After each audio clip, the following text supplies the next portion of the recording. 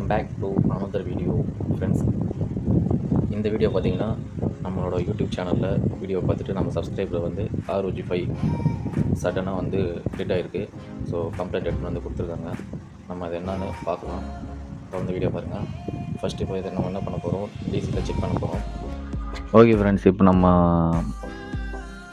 DC மிஷினாக on பண்ணிக்கலாம். On பண்ணிவிட்டு check பண்ணுவோம் என்ன கம்ப்ளைண்ட்ன்றதை. டிசி மிஷினில் எப்படி செக் பண்ணுறதுன்னு பார்க்கலாம் வாங்க. டிசி மிஷினில் என்னடா செக் பண்ணுவ சார்ஜ் எல்லாம் இன்புட் பண்ணி அப்படின்னு பார்த்தீங்கன்னா, மொபைலுக்கு இன்புட் ஆம்ப் எந்த அளவுக்கு உள்ளே போகுதுன்னு ஃபஸ்ட்டு செக் பண்ணணும். ஸோ நம்ம அதை செக் பண்ணி பார்க்கலாம். 2 ஆம்ப் செட் பண்ணி 4.5 வோல்ட் வச்சுருக்கேன். ஓகேவா, இப்போ நம்ம இதை ஆன் பண்ணோன்னா அங்கே ஆம்ப்ஸ் வந்து கீழே பார்த்தீங்கன்னா ஆம்ப்ஸ் வந்து 0.0016 அந்த ரேஞ்சில் இருக்குது. ஸோ உள்ளே வந்து 1 ஆம்ப்னா இன்புட்டு போனால் தான் டிவைஸ் ஆன் ஆகும்.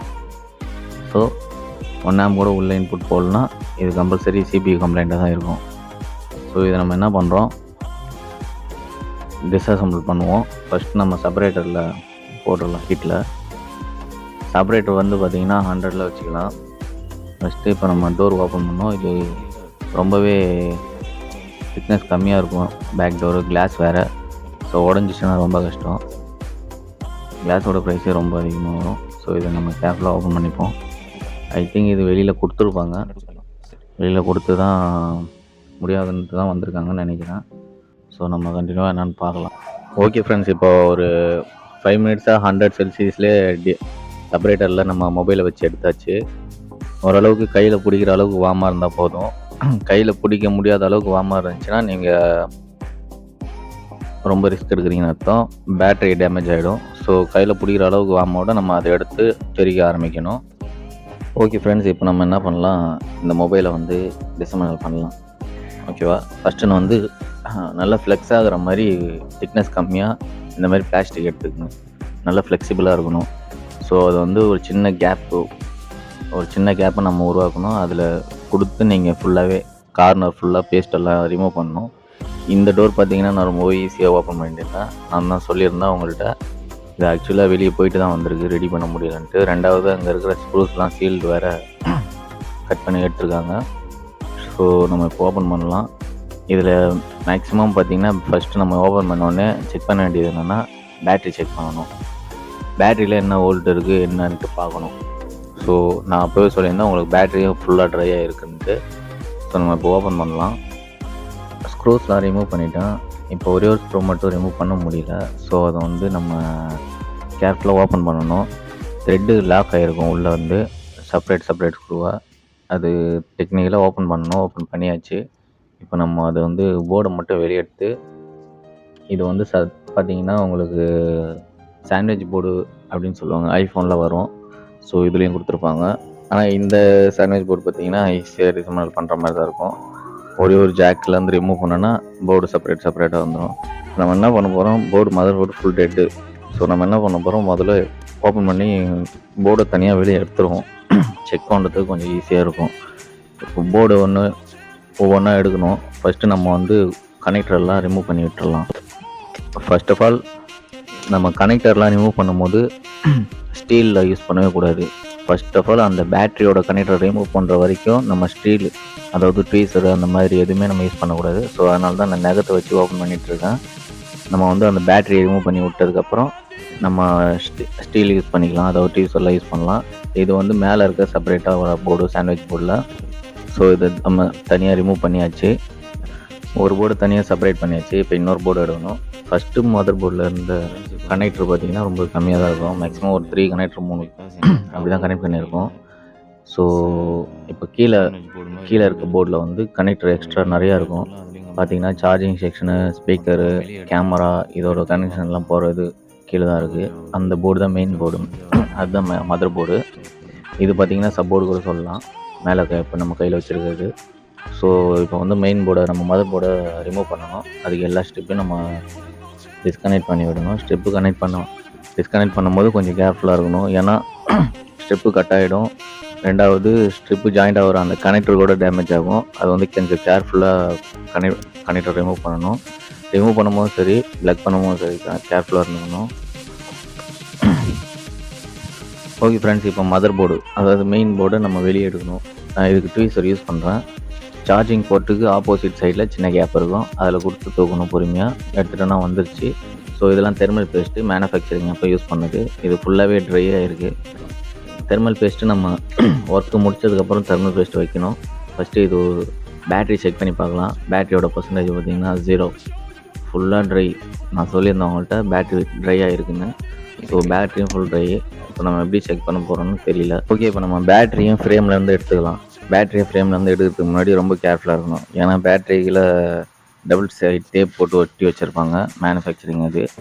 ஸோ அதை ரிமூவ் பண்ணுறதுக்கு ரொம்ப கஷ்டமாக இருக்கும். ஹீட் கொடுத்துலாம் எடுக்கக்கூடாது. ஹீட் கொடுத்தா நம்ம டிஸ்பிளே டேமேஜ் ஆகும். திரும்ப திரும்ப ஹீட் பண்ணின்னு இருக்கக்கூடாது.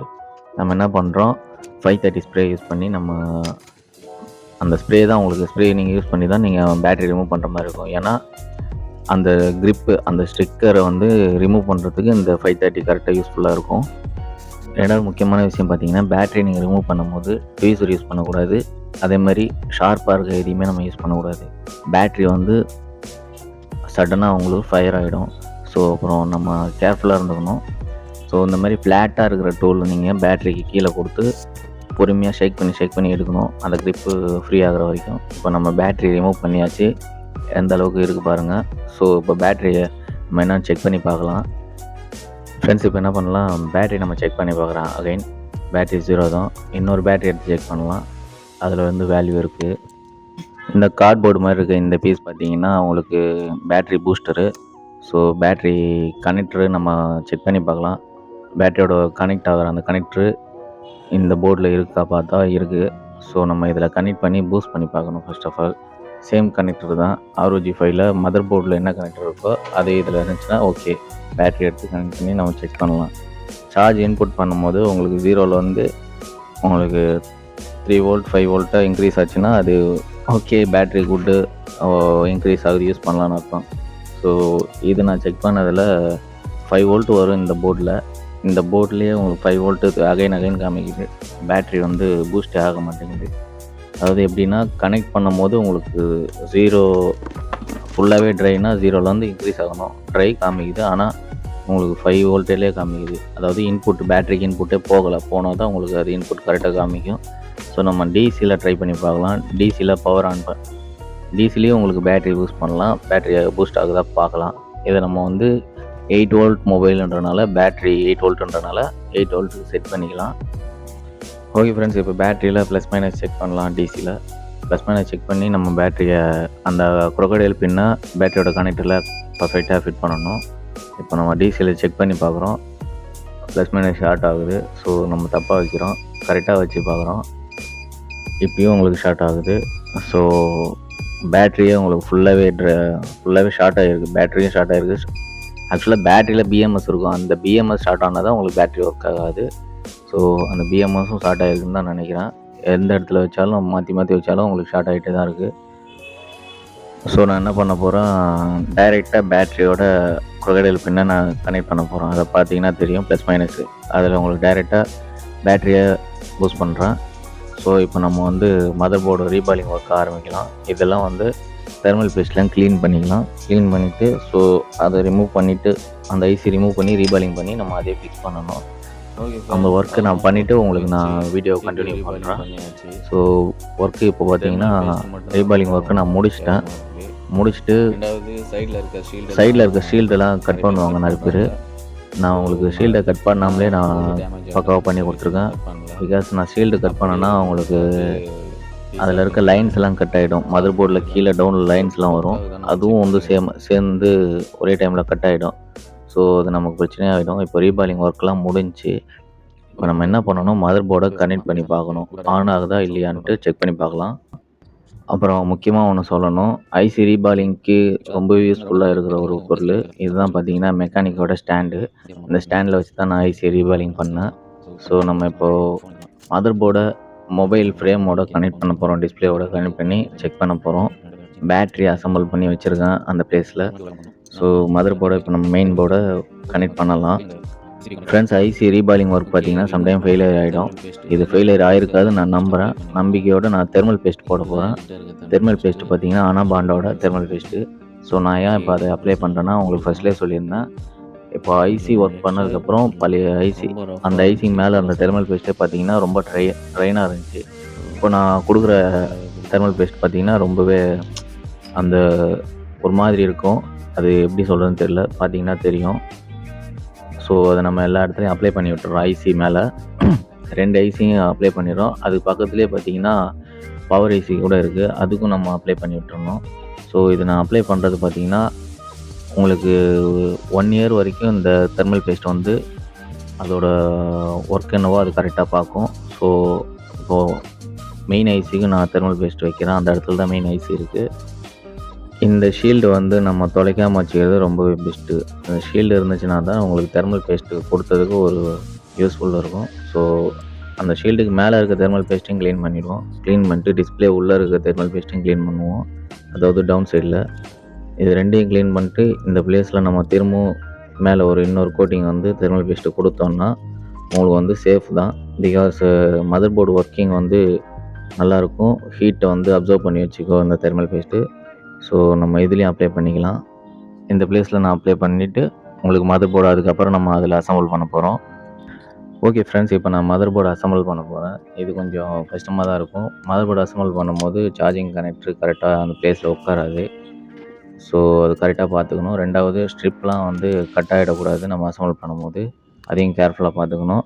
ஸ்ட்ரிப்பெல்லாம் வந்து மேலே எடுத்து விட்டணும், ஆண்டனா ஒயர்லாம் வெளியே எடுத்து விட்டணும். ஸோ அப்போ நம்ம கொஞ்சம் ஈஸியாக இருக்கும். தொடர்ந்து வீடியோ பாருங்கள்.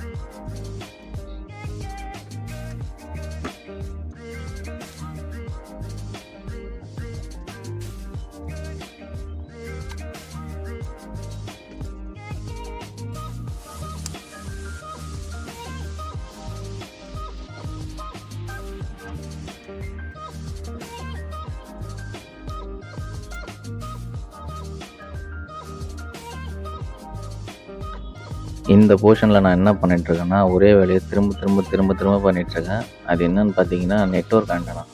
இதை கனெக்ட் பண்ணுறதுக்கு எனக்கு 10 மினிட்ஸ் ஆகிடுச்சுன்னா பார்த்துக்குங்க. நெட்வொர்க் ஆண்டனா அது பொசிஷனில் உட்கார வைக்கிறதுக்கு அவ்வளோ கஷ்டமாயிடுச்சு.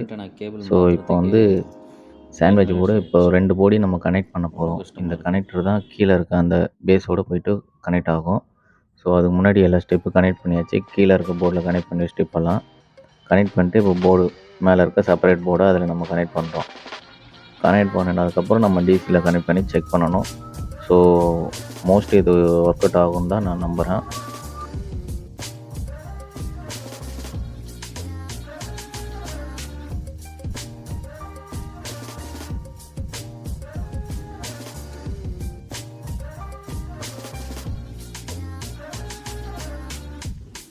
நம்ம என்ன பண்ணுறோம், டிசிக்கு எடுத்துகிட்டு போகிறோம்.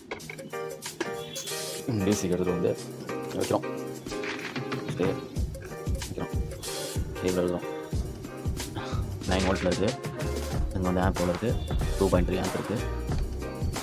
ஓகே, இப்போ வந்து ஃபஸ்ட்டு நமக்கு வந்து வேல்யூ எவ்வளோ கிடச்சி 100 சம்திங் ஆம்ப்ஸ். இப்போ எவ்வளோ ஆம்ப்ஸு உள்ளே போகுதுன்னு பார்க்கணும். ஸோ 200 வந்துது. எஸ் மொபைல் ஆனது ஃப்ரெண்ட்ஸ், மொபைல் ஆனது 1.8 ஆம்ப் வந்துச்சு.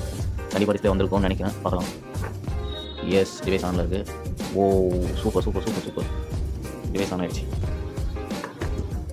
மக்களே மொபைல் ரெடி ஆகிடுச்சு. மக்களே மொபைல் ரெடி ஆகிடுச்சு.